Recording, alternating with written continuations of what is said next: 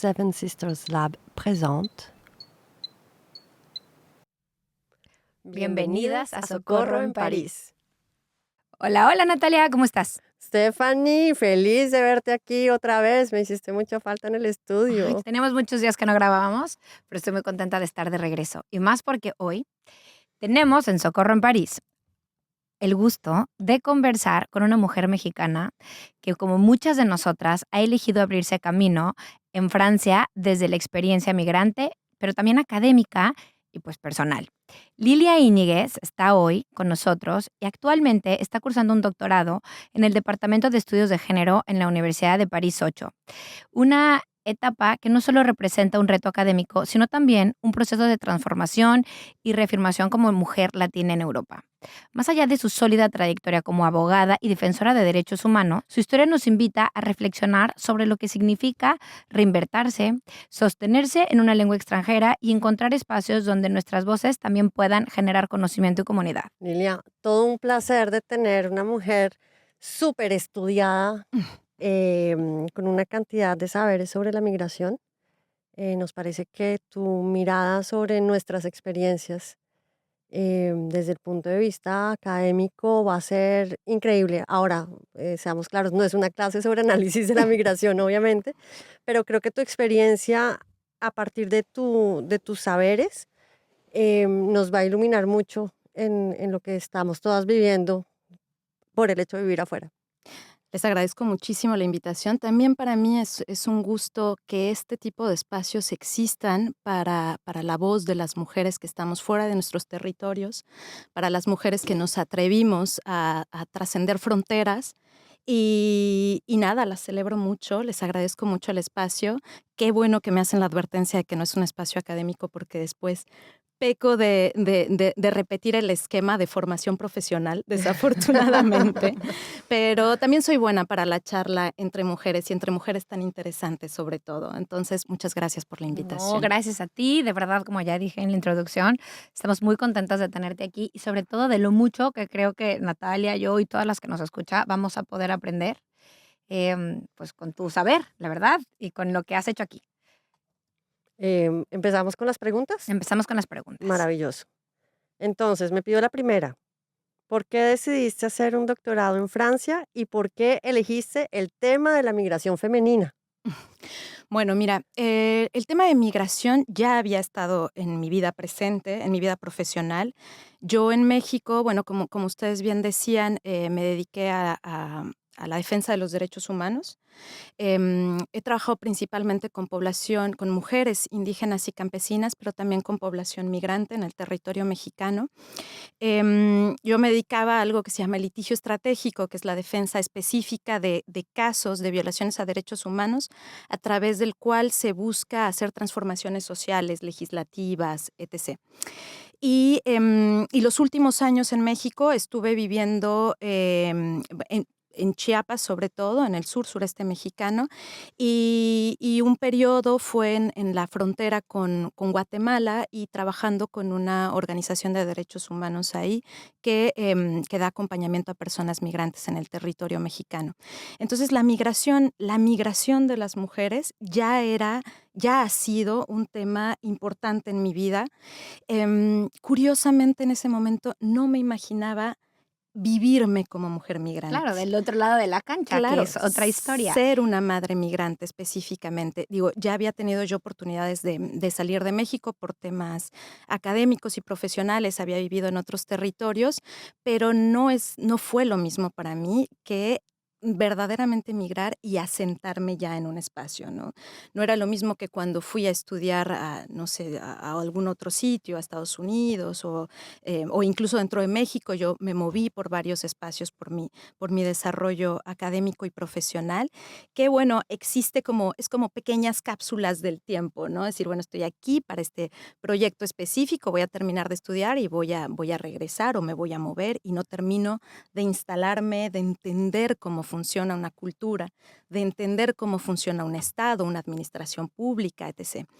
Entonces sí fue muy impactante para mí después ya decir, ok, me voy a relocalizar en Francia para ya proyectar una vida que no solamente estuviera ligado a lo profesional o a lo académico, sino que también tenía que ver con un proyecto familiar, personal, sentimental, espiritual, pues de todos los aristas que tiene la vida. Y entonces así me instalé en Francia ya con otra mirada. En un inicio creo que tenía pocas pistas sobre por dónde iba a ir profesionalmente y académicamente. Un poquito me dejé llevar, había sido un momento en mi vida en el que necesitaba un cambio, en el que pues mi propio trabajo en México, en la defensa de los derechos humanos, me había cuestionado sobre muchas cosas y me había generado un gran desgaste también. Físico, emocional, y bueno, fue un momento de tomar la decisión de cambiar, mi pareja es de Francia, entonces de aceptar esta propuesta que él me hizo de venir a instalarnos por acá y ver que tenía para ofrecernos Francia. Y entonces así llegué yo, ¿no? Como sin entender muy bien, sabiendo que necesitaba una distancia de esa Lilia profesional, de esa Lilia en primera línea también de la defensa de los derechos humanos y voltear a verme a mí también y a mi vida personal, que de alguna forma creo que por unos años había dejado siempre en un segundo plano. Entonces, cuando me instalé aquí, pues vino un huracán un tren que me pasó encima de repente, el encontrarme como mujer migrante. Y en ese momento creo que no lo vivía como entenderme como una mujer migrante, quizá por la población con la que yo había trabajado y que veía que eran muchas diferencias en nuestro proceso. Entonces, al llegar aquí, muchos cuestionamientos se abrieron, muchos duelos vinieron también.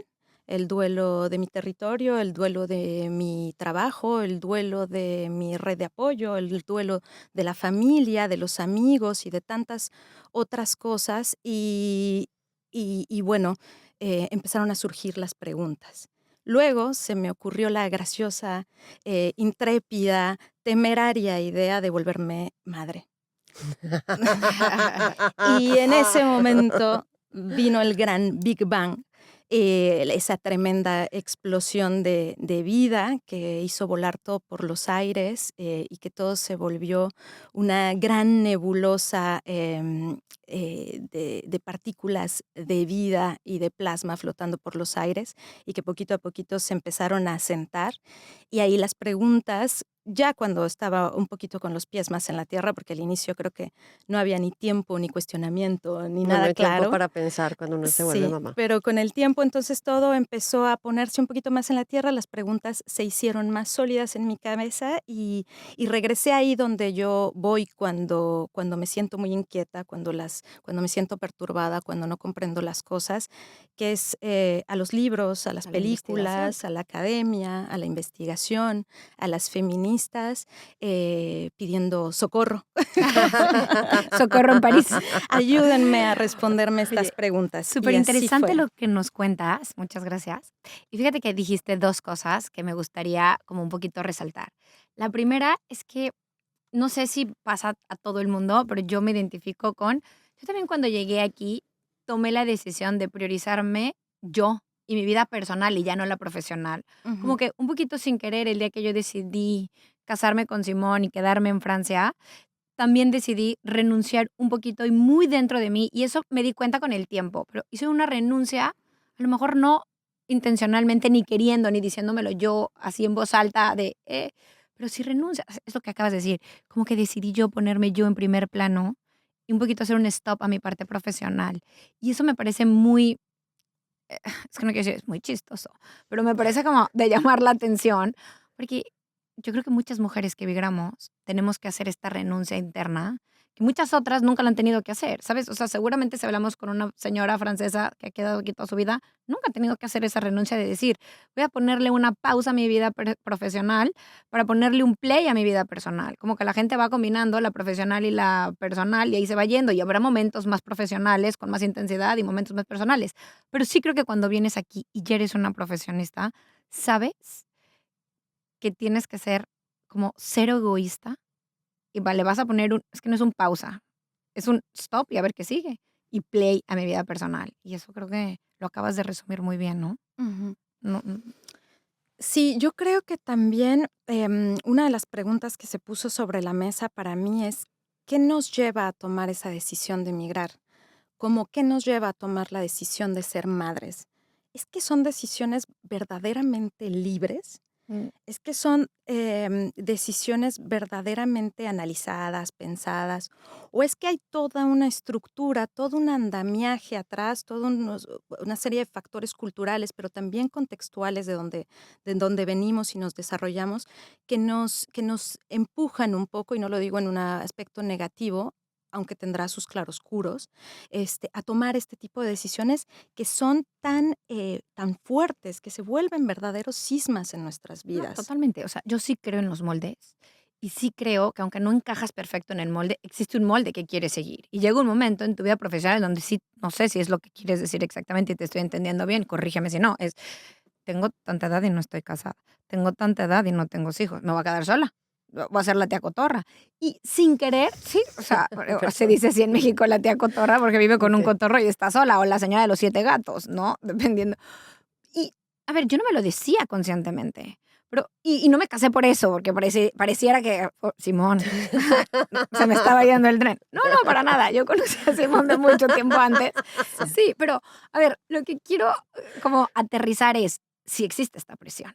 Si existe también esta mentalidad de que la profesionista, por lo menos en mi país, que es el mismo que el tuyo, pues está bien vista, pero solamente eso, o sea, no es suficiente. Y la sociedad un poco también te encamina y tu parte personal, y tu parte de tus hijos, y no vas a tener hijos, y no sé, los comentarios de los abuelos, los nietos, etc. Entonces, A mí me interesa mucho lo que dice Lilia porque me encuentro totalmente sin tener que ir a buscar en mi subconsciente. O sea, yo Mm, hice el liceo francés desde los 4 años hasta los 19, conozco mejor la historia francesa, la geografía francesa que la colombiana. Ese andamiaje, mis papás sin quererlo, cuando me pusieron ahí a los 4 años, lo construyeron. Es decir, yo claro. no, casi que no tuve opción Ujú. diferente a venir, prácticamente. Obviamente estoy exagerando porque obviamente mucha Sí, gente sí. se queda en Colombia porque yo casi migró a Canadá, bueno, por otras razones, pero básicamente hay construcciones que ya están hechas que nos llevan a, sí, a- sí. a la migración. Y lo que es muy interesante desde tu punto de vista es que tienes, en tu ejemplo, tienes, o sea, lo que tú viviste en tu vida profesional mexicana, viste cómo esas mujeres migraban hacia el norte y tú después te volviste aquella que migra hacia el occidente. Si mi geografía está bien, sí. No, hacia el oriente, perdón. Europa es el oriente de América, que no se nos olvide. Mira, yo creo que te lo digo aquí como la Lilia que se ha construido como sujeta política a través de una reflexión feminista, por ejemplo, y de muchas mujeres. Y que el voltearme a ver, en el posparto con un niño con una niña, Leonor es mi hija mayor, entre los brazos, temblando de miedo de lo que estaba sucediendo, de lo que yo me había atrevido a hacer, lo que había osado, y de pronto verme al espejo y decir: "¿Yo quería esto verdaderamente?". Con toda la estructura, con todo lo que me había trabajado, con todo lo que había intentado deconstruirme, y esto lo pongo muy entre comillas, intentando allegarme información y yendo al terreno también a poner, a hacer un ejercicio crítico de cómo me habían construido a mí desde niña.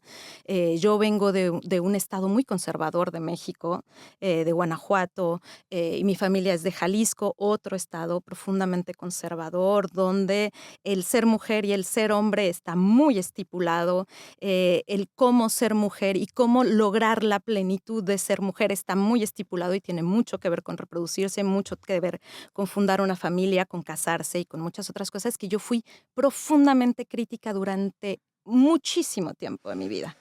Y el de pronto encontrarme ahí como madre y que además, como tú lo dices, ¿no? Quizá había voces que habían jugado en mi cabeza y voces que habían discutido con todas las otras feministas que yo había leído y con las que había compartido camino, de hecho, fueron discusiones muy, muy fuertes y que ganó la voz del querer ser madre y que yo por mucho tiempo pensé, esto viene de lo profundo de mí, yo verdaderamente deseo ser madre. Y con esto no quiero que haya confusión, me encanta ser No, sí, madre, yo también. amo a mis hijos profundamente, pero soy también profundamente crítica en qué me llevó a decidirlo, ¿no? Y entonces, sí, claro que hay una estructura que opera ahí, y una estructura que nos empuja a tomar ciertas decisiones, como también son las decisiones de migrar y a dónde migramos y para hacer qué. Sí, pero yo fíjate que, digo, tú lo dices de una forma y yo quiero ser súper honesta. Yo siento que hubo decisiones que tomé sin darme cuenta de la consecuencia hasta que me llegó. ¿Cómo? Claro. ¡Ah! Estoy casada en Francia y acabo de perder. O sea, a ver, como que yo me lo dije, pero cuando de repente ya me puse enfrente del espejo, ¿pero qué hice? Perdí toda mi carrera profesional. ¿Verdad? O sea, es inconsciente y de repente, ¡pum! Choque. ¿Tienes un hijo? Y era como, justo de que, o sea, no es que no lo quiera, pero no me di la consecuencia de esta parte que estoy empezando a vivir, que no trabajé como trabajé mi parte profesional. O sea, Ujú. yo sí decidí ir a una universidad y sí decidí hacer la maestría y sí decidí, no sé, o sea, hubo como muchas decisiones que las haces consciente y de repente pasan cosas que creo que la misma vida te las pone ahí inconsciente para que las tomes, yo así lo quiero ver, y las empiezas a tomar, pero no tan trabajadas mentalmente como había sido todo el otro recorrido. Y es aquí lo que dice Natalia de sus papás. A lo mejor te compraron un boleto que tú podías o sea, que tú podías hacer un cash out, que era, yo te compré un boleto para que vayas a Francia, por eso te puse en el liceo francés, bla, bla, bla, y tú decidiste tomarlo y viniste, pero el boleto estaba comprado desde que te metieron en el liceo francés en Colombia. Siento que la vida te va regalando estos boletos, como tienes que ser mamá, como tienes que hacer esto, que los tienes ahí y a veces pues, lo agarras y dices, pues, a lo mejor si no lo hago el cash out ahorita, ya no lo hago nunca. Y empiezas a tomar decisiones. Yo creo que Sí, bueno, luego esos regalos de la vida, ojo, porque a veces son como la rifa del tigre, claro, que te claro. lo ganas y tienes un tigre en casa y a ver dónde lo metes, Sí. ¿verdad? Segunda pregunta, ¿cómo influye la cultura, el idioma y la clase social en la experiencia migratoria? No, pues influye totalmente, digo, creo que en mi experiencia eso, trabajando en México con mujeres migrantes, que la mayoría de las personas que atendíamos en este centro de derechos eran personas que estaban atravesadas por vulnerabilidades sociales muy fuertes, que venían de territorios con conflictos internos, conflictos crisis de paz, digamos, por nombrarlo de alguna forma, conflictos bélicos incluso, o de espacios donde el saqueo de los recursos naturales han vuelto esos lugares invivibles, donde la sostenibilidad de la vida en esos espacios no hay más y que se ven forzadas a migrar y que la forma en la que estas personas, me gusta mucho enfocarme en las mujeres porque es mi tema de trabajo, porque es mi interés principal y porque creo que también nos muestra mucho de la crisis civilizatoria para mí en la que nos encontramos actualmente, que se traduce en una crisis de la paz, en una crisis medioambiental, en una crisis económica también, incluso en una crisis de la salud, que lo hemos visto con fenómenos como la pandemia COVID que vivimos hace 5 años y tal. Entonces, para mí, el entender que esas personas se van de un espacio, porque ese espacio no permite más la reproducción y la sostenibilidad de la vida y sobre todo de la vida digna, pensada un poquito en clave de derechos humanos, que la vida digna en clave de derechos humanos significa que podamos tener nuestras necesidades no solamente biológicas, sino sociales y culturales satisfechas. y desarrollarnos ahí plenamente. Entonces, estas personas migran con unos niveles de vulnerabilidad muy altos y se encuentran expuestas entonces a vivir múltiples violencias en el camino, violencias además a las que ya estaban expuestas en sus territorios de origen y que van llevando con ellas.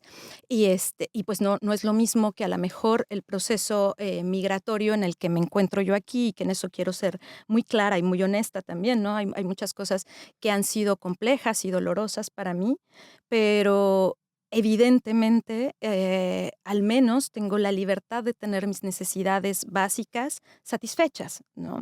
Y que eso me permite otro nivel de reflexión que no puede permitirnos cuando hay que luchar por sobrevivir día a día, ¿no?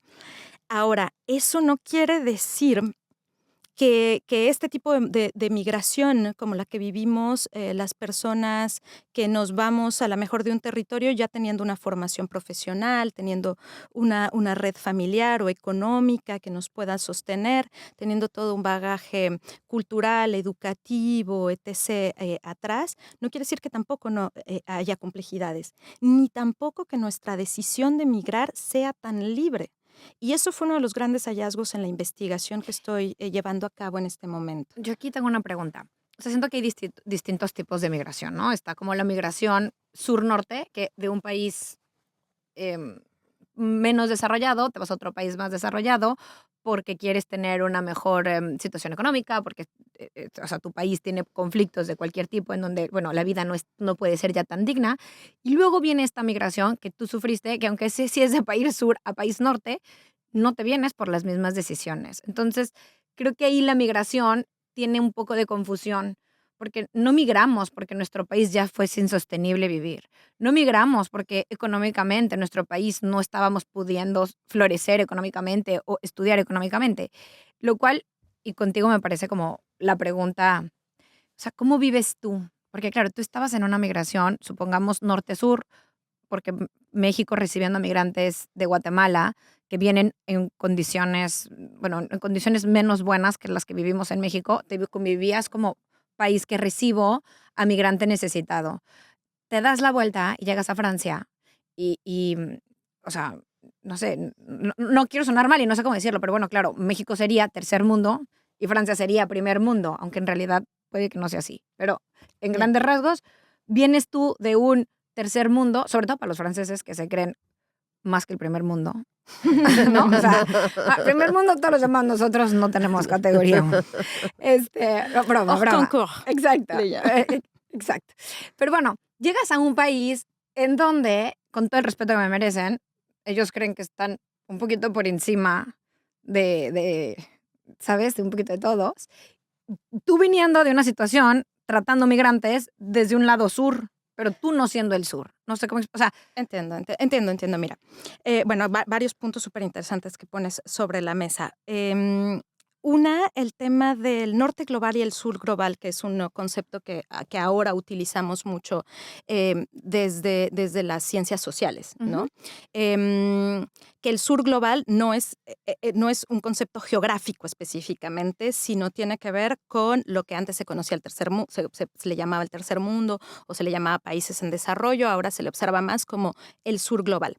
Y México, bueno, el espacio en el que yo trabajaba no solamente recibía personas que venían del sur de América, digamos, central o América del sur, tal cual. La migración que empezó a pasar por México empezó a ser una migración que venía de África principalmente, también de India, de Asia, de todos lados. El fenómeno de la migración actualmente es algo que bueno, siempre ha existido, pero que ahora justamente estos no lugares, estos territorios que expulsan masivamente, nos hacen ver que la crisis también migratoria es tremenda. Y mucho se ha reivindicado, por ejemplo, el derecho a migrar, pero también empezar a hablar del derecho a no migrar, a no tener que migrar de tus territorios. Y es cierto que mi caso no era el mismo, ¿no? Como tú lo planteas, ¿no? México es un territorio que tiene muchas complejidades, pero digamos donde la vida puede seguir ocurriendo, donde tiene una economía que todavía es una economía que a nivel mundial representa, tiene su peso, es un espacio donde tenemos también una estructura estatal, digamos, que funciona, unos servicios de salud. No voy a ponerme ahora a calificarlos si son los mejores, los peores, los tal. Tenemos ese andamiaje estatal, digamos. Sí, sí. Hay otro fenómeno que apareció cuando yo empecé a entrevistar a las mujeres en esta investigación que estoy haciendo de posgrado, y que yo cuando comencé mi reflexión sobre qué nos lleva a migrar, pensaba mucho en lo que me había ocurrido a mí, ¿no? Que yo me había sobreexpuesto porque trabajando como activista, como militante, como defensora de derechos humanos, me había puesto mucho en riesgo. México es un territorio de riesgo para periodistas y para Sí. defensores y defensoras de derechos humanos. Eso es una realidad.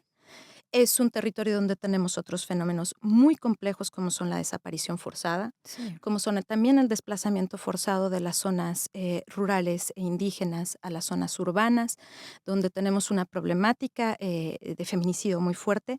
No quiero decir que estos territorios del supuesto norte global no lo tengan, porque también lo tienen y me encontré frente a eso y me encontré además teniendo que reivindicar todo lo que hemos construido en México a raíz de estas situaciones.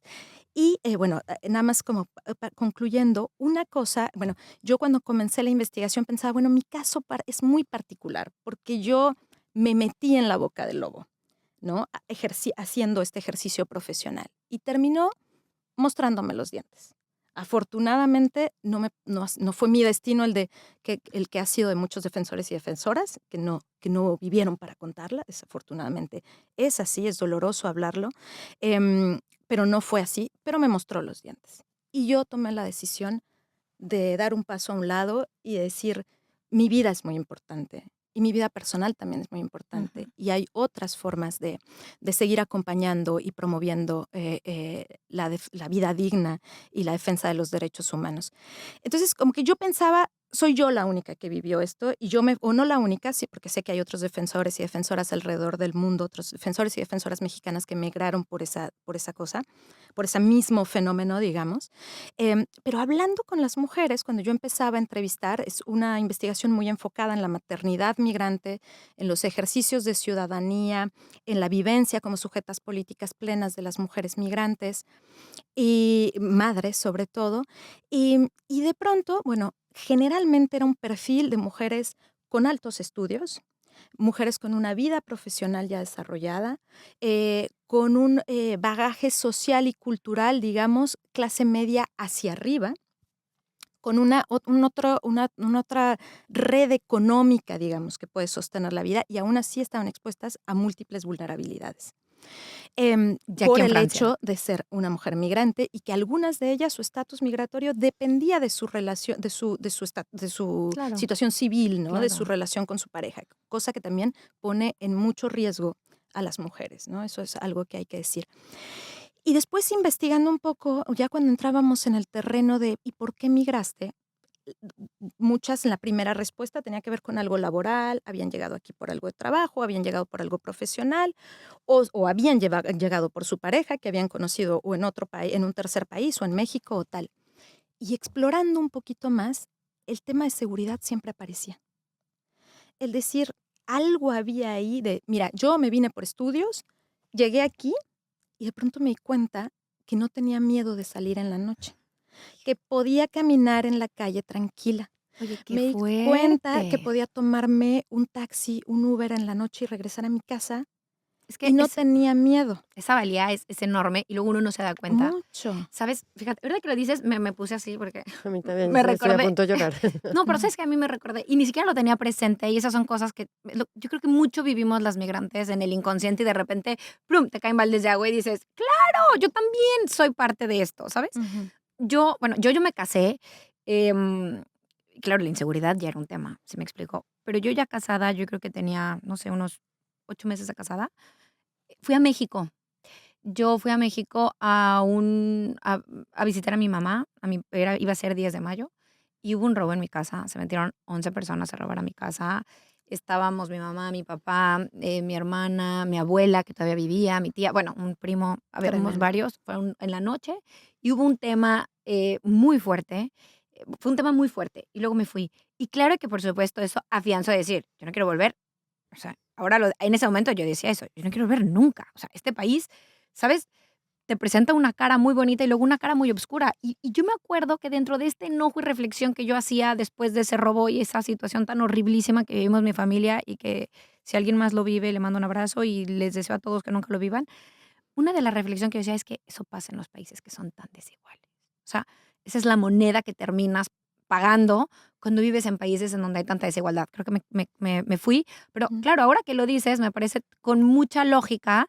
em, que muchas decidimos quedarnos aquí, porque sí tienes una parte que dices: "Fiuf", ¿no? Claro. Fiuf, la seguridad que tengo aquí, el no sentirme sola, el no sentirme sola, perdón, el no sentirme todo el tiempo con miedo, el no sentir que me siguen, el saber que, o sea, el saber que tengo seguridad, que es un derecho humano básico, que aprendí Claro. a vivir sin él, aprendí a vivir nerviosa, es valiosísimo.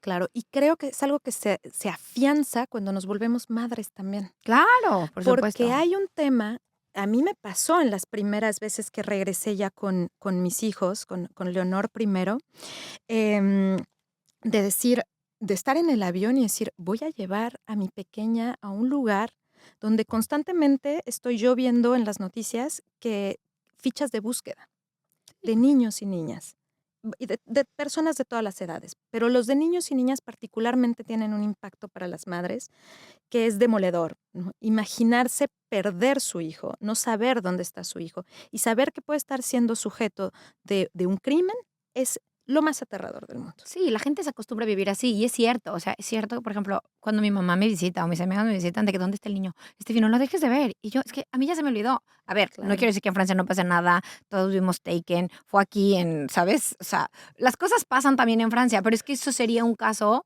o sea, no sé, muy mala suerte que te pudiera llegar a pasar. Y en México es que es muy buena suerte que no te pase. Es noticia nacional aquí cuando pasa algo Claro, así. claro, y las cosas se resuelven. Tú, Natalia, No, ¿nos sí, quieres no, no, contar? no, es que estaba muy, muy impresionada porque efectivamente la cuestión de la seguridad nunca aparece efectivamente en primer plano, pero ahorita que lo dijiste a mí, yo dije como, "Indy, tienes toda la razón".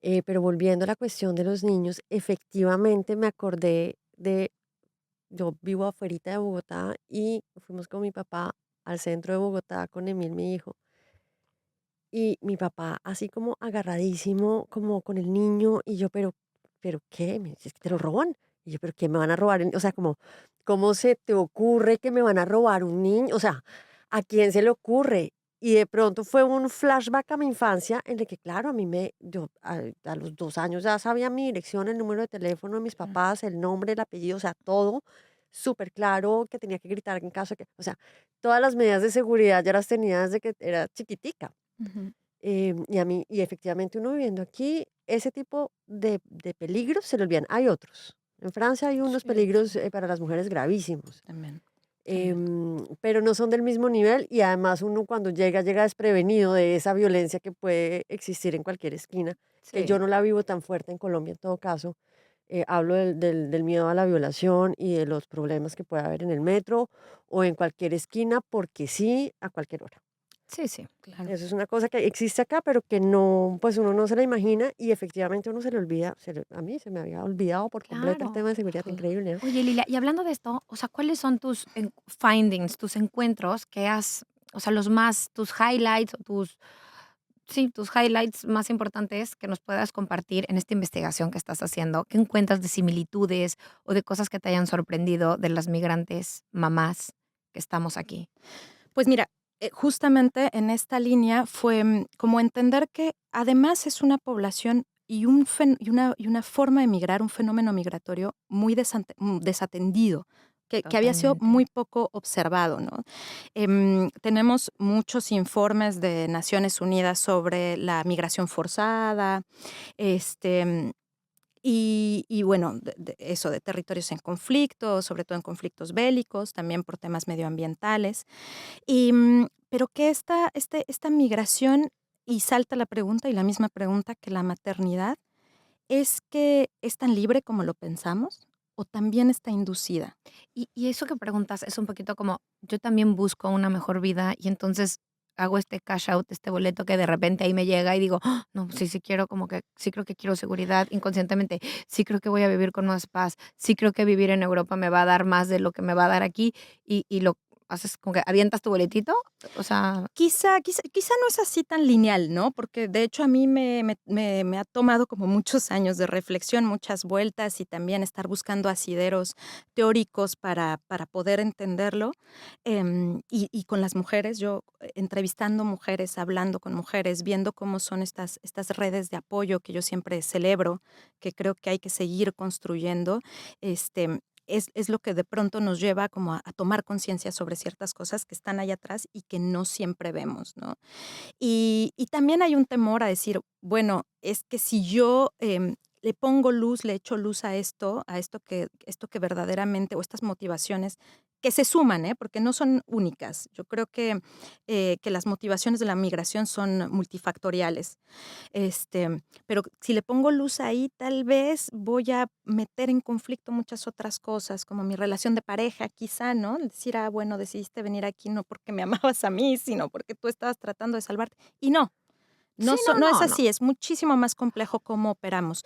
Pero pero para mí sí fue muy importante, decir, cuando veía yo la maternidad migrante y lo complejo que es maternar como mujer migrante y maternar fuera de nuestro territorio, que tiene que ver con la maternidad es algo muy cultural. Sí, totalmente, totalmente, Cómo criamos es algo profundamente cultural, ¿no? totalmente. Y que tiene que ver también con el capital simbólico y el capital cultural, ¿no? Son cosas que nos van enseñando desde pequeñitos y pequeñitas, ¿no? Cómo se es mamá, cómo se es una buena mamá, además. Y cuando llegas aquí, pues todo eso que te enseñaron, todo ese capital simbólico, cultural y social, se borra Sí, es fuertísimo, es cierto. porque Entonces, es una sociedad muy claro, distinta. y ser mamá, la buena mamá, no es la buena mamá aquí. No, no, Y no, el no, abrazar a tus hijos a las veces todo el tiempo no está también, o no, sea, no, no. como que de verdad hay un opuesto y eso te rompe todavía más porque dices, o sea, perdón, pero ¿quién coño soy? ¿Qué coño hago aquí? ¿Y ahora qué coño hago? ¿Sabes? O Sí, sea, ¿cómo integro a estos seres nuevos humanos que son lo más importante para mí en mi vida? ¿Cómo los integro en una sociedad en donde yo todavía no sé navegar? claro. Y entonces, y afrontarlo es profundamente complejo. Pero entonces, ¿qué te lleva a pagar ese precio? A decir, sí, voy a ser una madre migrante, voy a maternar siendo una mujer migrante con todo lo que cuesta, porque no solamente es reaprender, es reinventarse como ser humano, reconstruir ese capital social y cultural y simbólico, sin red de apoyo muchas veces. Claro, la Sobre todo, mayoría. la mayoría de las veces no hay una familia alrededor, sin tener una autonomía económica. Muchas de nosotras sufrimos un impacto también a nuestra autonomía económica cuando nos volvemos madres migrantes, mujeres migrantes. Ya lo Totalmente. habíamos hablado. De por sí la maternidad tiene, esto está estudiadísimo, Sí, tiene un impacto muy fuerte en la vida profesional de las mujeres, lo cual se traduce en un impacto económico, lo cual se traduce en total. una, en una en menguar su autonomía económica, y eso genera muchas otras vulnerabilidades. Bueno, ¿por qué termino decidiendo, sí, me aviento ese paquetón? Pues porque seguramente a cambio hay otra cosa. No, totalmente. Y no nada más es Seguramente, el amor a tu pareja y a ver, claro. volvemos a lo mismo, pobrísimo, va a decir, ya entendí todo. No, y no, a mi marido. Pero por supuesto que esto que dices tiene, o sea, me hace todo el sentido en el que, claro, o sea, sí estoy pagando un precio, pero por detrás de todo eso hay cosas que me sostienen para seguirlo pagando, porque si no, pues algún día Claro. agarraría mis cosas y con el mismo amor que le tengo a mi marido le digo que por favor me salve y nos vayamos a otro lugar. Y si lo seguimos pagando y estamos aquí es porque tienes toda la razón. Primero, encontramos justificación para así estarlo. ¿Por qué es para seguir, para mantenernos aquí? ¿No? Y a Yo lo quiero mejor lo escuchar las que respuestas, Sí, yo sí, también. por favor. y a lo mejor lo que voy a decir, es un poco doloroso, me excuso por ello, pero creo que muchas de nosotras preferimos ser una madre migrante a una madre buscadora. Ah, no, eso totalmente, eso es muy fuerte, pero eso es totalmente.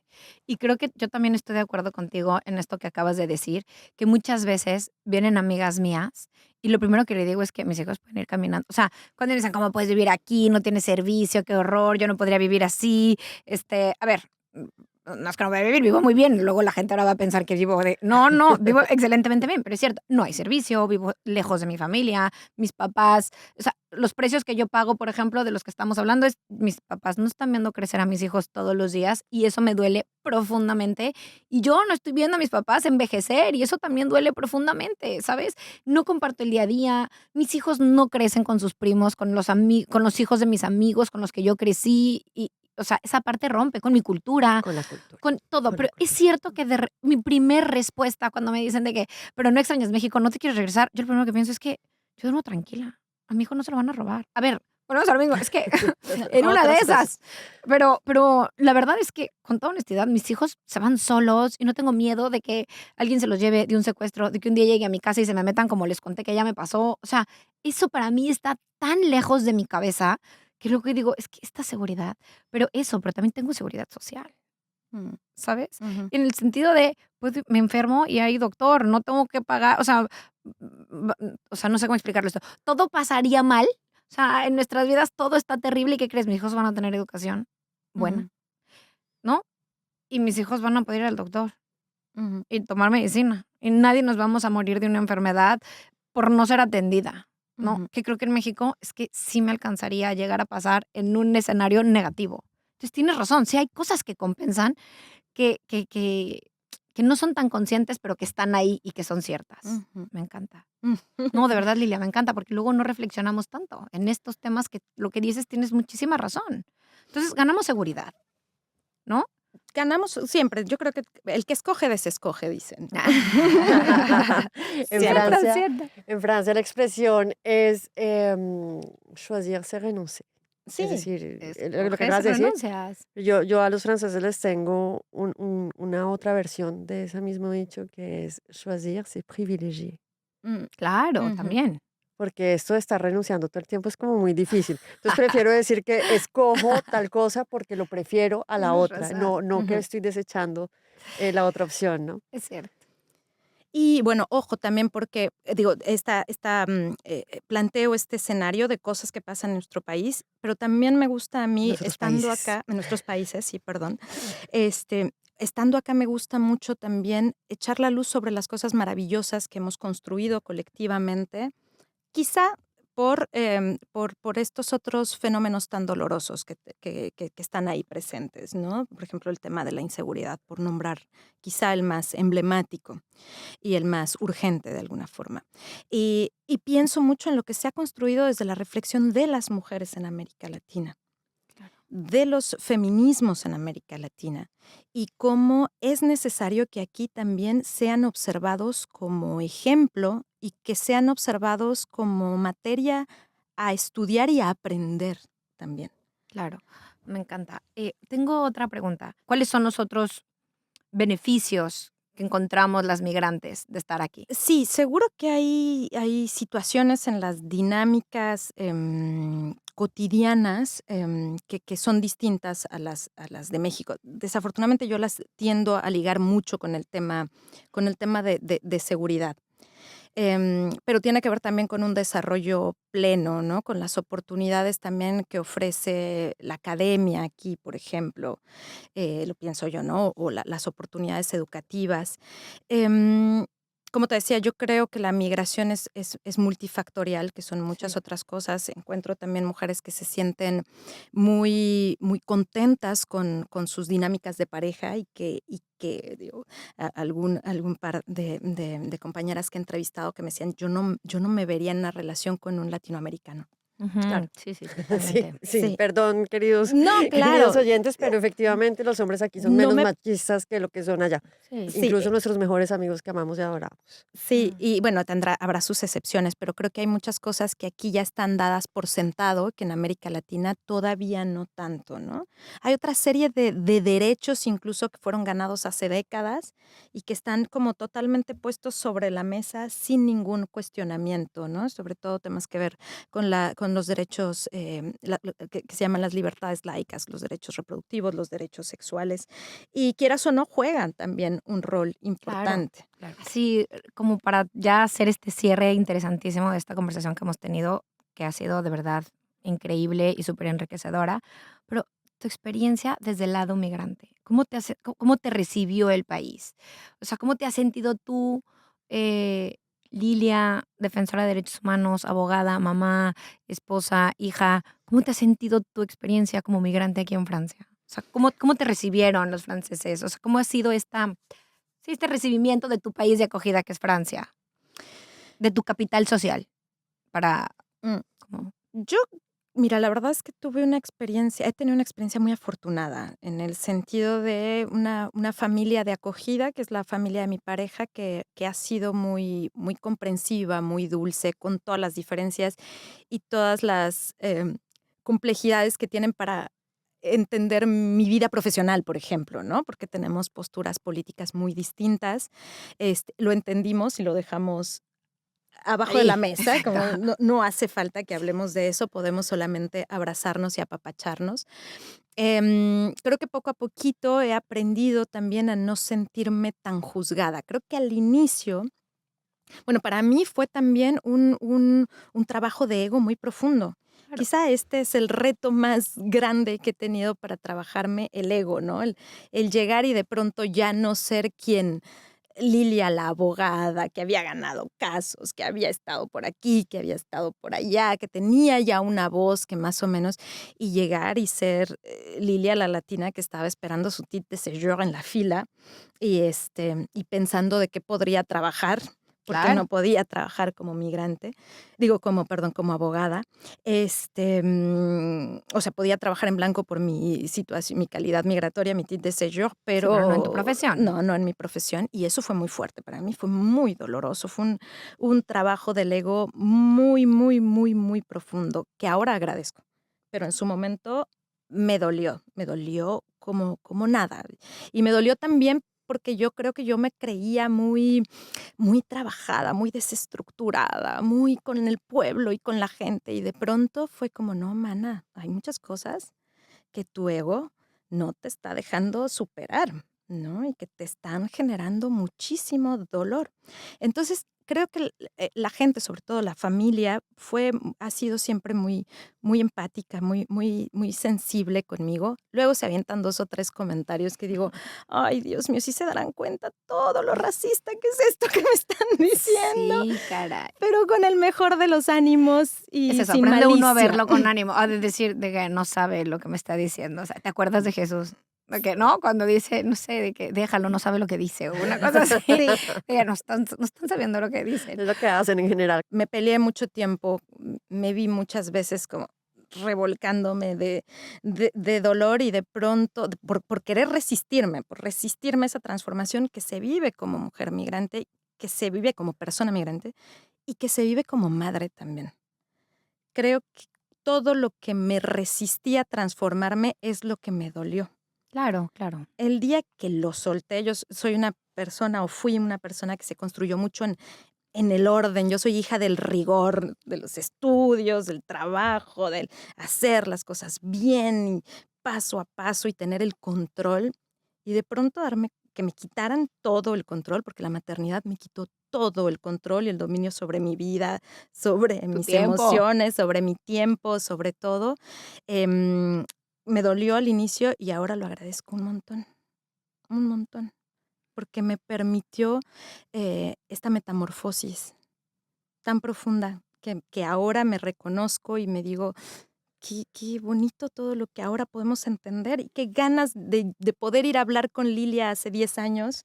¿Cuántas cosas le diría? Mana, no te preocupes, por eso no vale la pena. Disfrútalo, disfruta el momento.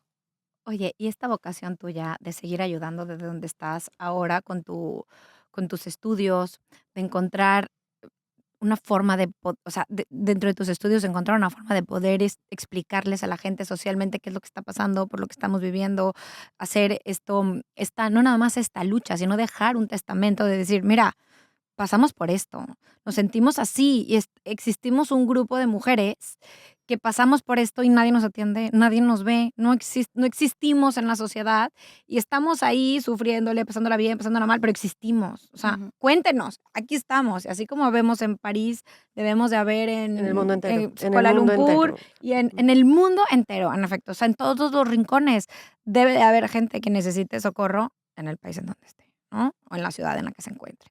Entonces, lo que estás haciendo es increíble. Queremos que vuelvas, que nos cuentes más, que un día vengas a hablarnos sobre cómo va tu trabajo, qué has encontrado, qué vamos a hacer con eso, a dónde lo llevamos. Que la gente, si tú quieres, si lo permites, se acerque a ti, si tienen dudas, preguntas de cómo es esto. No sé si te puedan seguir por alguna red social.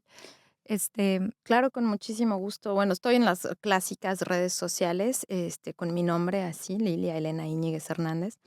Y bueno, pronto va a salir también un fanzine de maternidades que estamos preparando, un grupo pues sí, de madres alrededor del mundo reflexionando sobre estos temas. Entonces sí, claro que sí, con muchísimo gusto. Digo, ¿Cuándo estoy sale? ¿Cuándo sale el fanzine?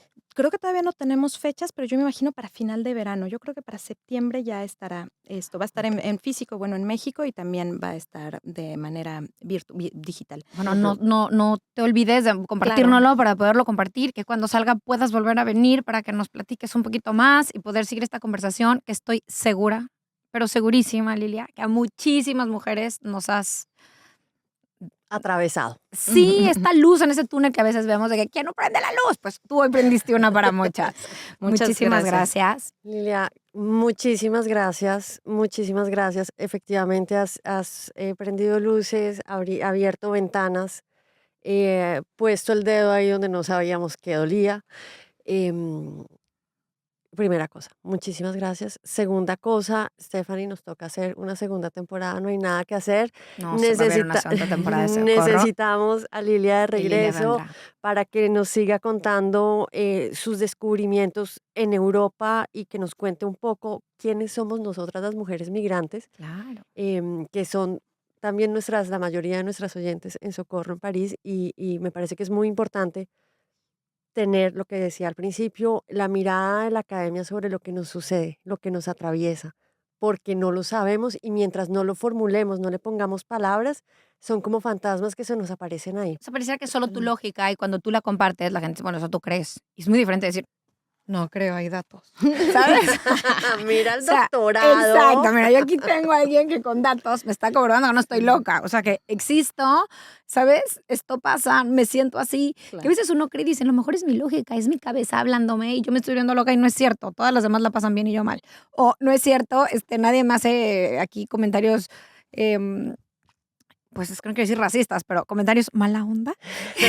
De placer. Exacto. Comentarios desplazados, qué nombre Exacto. tan lindo. Y es como, no, es que sí existimos, sí pasamos por esto Claro. y sí ya hay alguien como tú que te has tomado el tiempo y que has dedicado parte de tu cabeza, tu inteligencia y lo que haces en, es lo que digo, poner esa luz, ese testimonio que tanto necesitamos. Muchas gracias. Sí, hay una frase de Rita Segato que dice, cuando algo duele mucho hay que politizarlo. Entonces, eso es muy importante. 2, y último, felicidades porque armar comunidad es algo muy importante y porque la salida es colectiva. Me encanta. 1000 Muchísimas gracias. cabezas piensan más que una. Eso Claro. estamos totalmente de acuerdo. Yo quiero para cerrar, resaltar 3 palabras que escuché. Asentarse. Ujú. Dijiste, me moví mucho para finalmente asentarme. Me gustó muchísimo esa palabra. Usaste también la palabra metamorfosis, Mm. que es una palabra que me está volviendo recurrentemente y pues es lo que nos sucede, ¿no? Cambiamos.